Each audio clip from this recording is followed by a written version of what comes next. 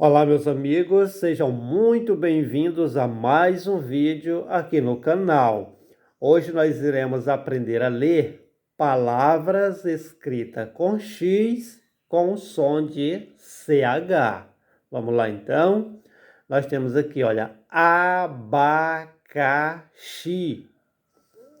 bexiga, bruxa, caixa, deixar, enxada, lixo,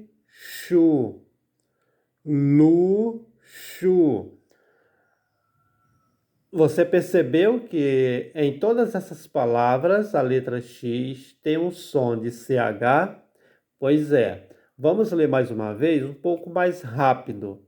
Nós temos aqui abacaxi, bexiga, bruxa, caixa, deixar, enxada, lixo e luxo. É isso aí, meus amigos. Que Deus abençoe a todos. Um forte abraço e até o nosso próximo vídeo.